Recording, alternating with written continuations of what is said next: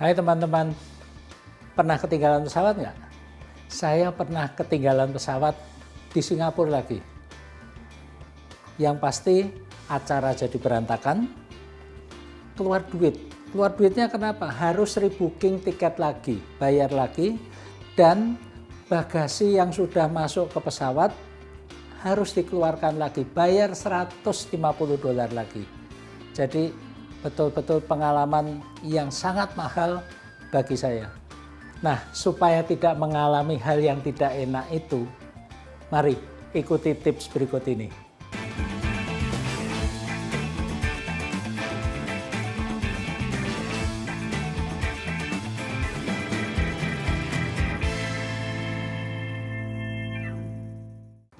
Nah, tipsnya adalah seperti ini. Pertama, pastikan kita sudah baca tiket secara benar. Hari, tanggal, jam, dan bandaranya. Untuk kota yang bandaranya lebih dari satu seperti Jakarta, ini penting. Jangan sampai kita ke Soekarno-Hatta tapi ternyata penerbangan kita dari Halim. Repot kita nanti. Kemudian siapkan dokumen-dokumen, terutama satu adalah KTP. Kemudian yang kedua, di masa pandemi ini kita harus siapkan juga surat keterangan hasil tes COVID. Itu ada batas waktunya loh, jangan sampai kita kesalahan di sana.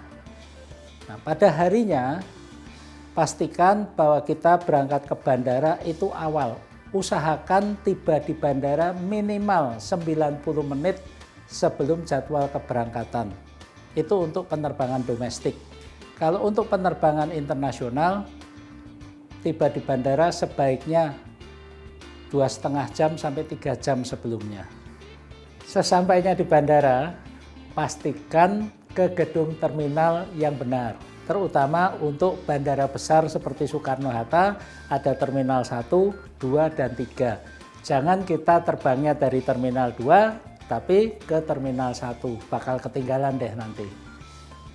Nah, setelah sampai di gedung terminal, udah nggak usah kemana-mana, nggak usah shopping, nggak usah ngopi, nggak usah nunggu teman-teman, toh nanti juga ketemu di dalam.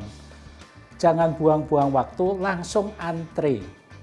Yang pertama adalah antre masuk ke ruang check-in, di mana kita harus melalui pemeriksaan keamanan. Itu namanya SCP-1. SCP-1 apa, Pak? SCP itu kalau kamu lah suka cari perhatian. SCP itu security checkpoint ya. Jadi bukan seperti kamu yang suka cari perhatian itu ya.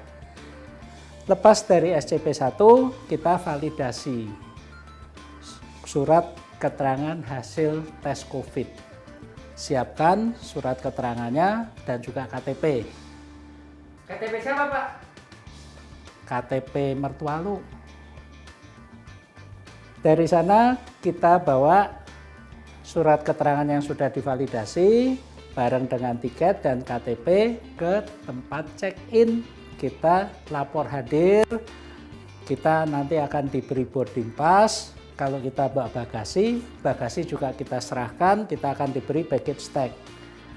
Baca lagi boarding pass, nama kita sudah benar, nomor penerbangannya benar, dilihat gate-nya, gerbang keberangkatan yang mana. Kemudian jam boardingnya jam berapa, pastikan udah benar semua. Kemudian juga bagasi kita diberi baggage tag, periksa benar tidak yang nempel di tas dan yang kita bawa sama. Karena kalau nggak sama kita nanti nggak bisa ambil bagasi kita di bandara tujuan.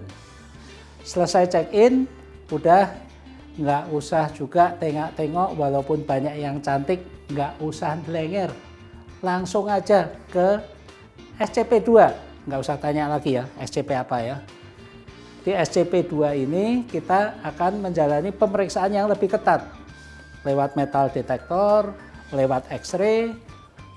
Nah, kalau kita masih punya barang-barang yang tertinggal, misalnya yang suka bersolek masih bawa gunting kuku, itu nggak boleh masuk pesawat. Itu masih bisa kita susulkan ke counter check-in. Selamat lewat SCP-2, kita punya waktu, jangan kemana-mana, tapi langsung cari gerbang keberangkatannya. Apalagi kalau seperti di Terminal 3 Soekarno-Hatta, dari ujung ke ujung jalannya itu bisa hampir 1 kilometer. Jadi kita cari dulu gerbangnya nomor berapa, udah ketemu, tahu persis tempatnya, boleh agak santai. Mau ngopi boleh, nyambil nunggu teman boleh, shopping boleh, kalau tadi lihat yang cantik, mau ngajak kenalan boleh, tapi jangan jauh-jauh dari gerbang keberangkatan. Sebab kadang-kadang gerbang keberangkatan bisa berubah dan pengumumannya hanya oleh petugas di sana. Kalau kita jauh-jauh nggak kedengeran. Itu yang saya alami di Singapura. Saya sibuk ngopi, ada pengumuman gerbangnya pindah, saya nggak dengar, ketinggalan deh pesawat, rugi. Ya. Ngopi sama siapa Pak? Mau tahu aja, yang jelas bening lah. Kalau nggak bening saya juga nggak sampai ketinggalan pesawat gitu. Anyway, ketinggalan pesawat di Singapura itu parah banget. Jelas saya harus rebooking tiket, nambah bayar kan. Kedua, bagasi yang sudah masuk di pesawat harus dikeluarin lagi, kena $150 lagi. Ketiga, jadwal kegiatan berantakan semua. Jadi amit-amit jangan sampai ngalamin ketinggalan pesawat. Nah, anyway, setelah kita dekat-dekat sana, pastikan 30 menit sebelum jadwal boarding yang tertera di boarding pass itu sudah ada di boarding gate. Biasanya boarding, proses masuk pesawat itu akan dimulai sekitar 20 menit sebelum jadwal keberangkatan, jadi kita sudah siap di sana.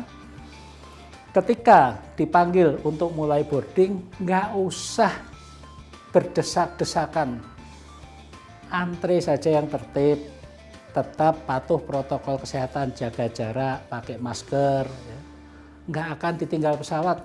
Semuanya yang sudah check-in, dipanggil, akan ditunggu. Dan kalau sudah masuk dalam pesawat pun, masih akan dihitung lagi penumpangnya sudah sesuai atau belum.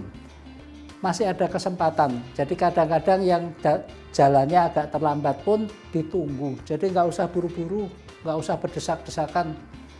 Ya, saya kira itu. Ya, begitu masuk pesawat, rileks saja. Dan kalau nasibnya baik, sebelahnya juga cantik, silahkan dilanjut pendekatannya. Itu rezeki. Ya, demikian.